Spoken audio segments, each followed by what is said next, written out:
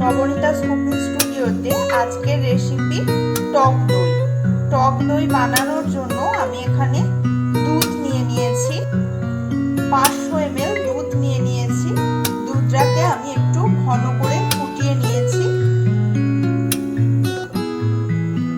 ফুটিয়ে নিয়ে কিছুক্ষণের জন্য আমি দুধটা ঠান্ডা করতে দিয়েছি। হালকা গরম অবস্থায় আরেকটি বাটিতে দইয়ের আগে থেকে রেখে দেওয়া দমল দিয়ে দিলাম। এবার হালকা গরম দুধ ঢেলে দেবো এর মধ্যে। এবার এর মধ্যে আমি হালকা গরম দুধ দিয়ে দিচ্ছি।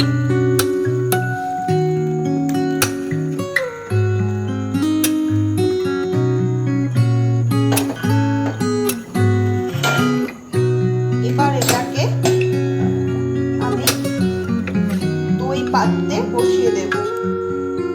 এবার ভালো করে একটু মিশিয়ে নিচ্ছি। দমল আর দুধ ভালো করে একটু মিশিয়ে দিলাম।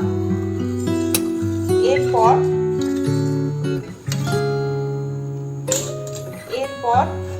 একটা চাপা দিয়ে 8-10 ঘন্টার মতো আমি দইটা বসতে দিলাম। তারপর দেখব দইটা কেমন হয়েছে।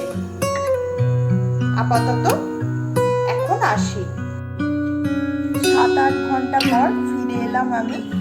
দেখুন আপনারা টক দই কত সুন্দরভাবে বসেছে, একটুও কিন্তু জল হয়নি, সেইভাবে একদম সুন্দরভাবে বসেছে। আপনারা যদি এইভাবে টক দই বসাতে চান তাহলে অবশ্যই আমার রেসিপি ফলো করবেন, লাইক দেবেন।